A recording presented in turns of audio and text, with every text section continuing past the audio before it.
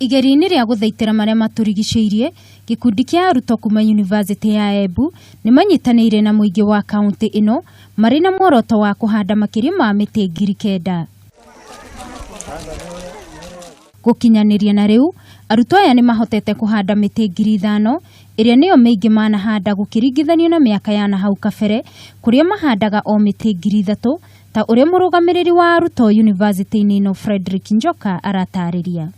And we will recover the expected 10% forest cover by 2022. That because of these changes, there's been a lot of human-animal conflict, whereby we find many animals are moved from the forest. Njoka uria urarugamiririe Vice Chancellor wa University ino Daniel Mugendi hindi ya uhandi wa miti augite uhandi wa miti ni uguteithiriria hari kuhurana na gucenjia kwa riera mwena ucio. Climate has been very harsh on us.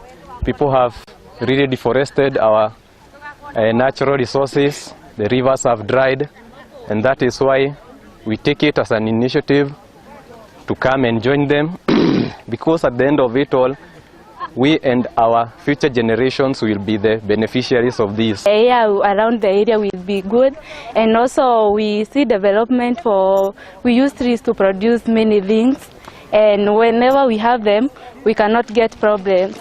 Mwena-ini wake, muikariri giti wa kamiti ya maria maturigiciirie Bernard Chimu augite andu aingi riu ni mathamire hari wendi wa migunda na manyumba uria riu ucungiriirie uthukangia wa mititu. We are encouraging Kenyans, especially the youth and farmers, to try as much as possible to plant trees. Muikariri giti wa kiama gia guthaitira mutitu wa Njukiri Ikinya augite marahanda miti iria ikagethwo mbao no miti ino itanakinyanira arimi ni marikoragwo makihanda irio o makimithaitagira.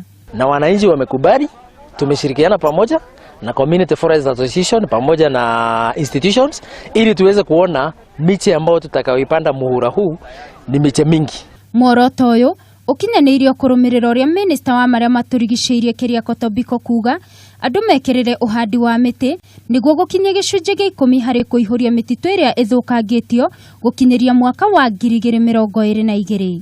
Handu-ini ha Kameme TV, njitagwo Wangui wa Muiruri.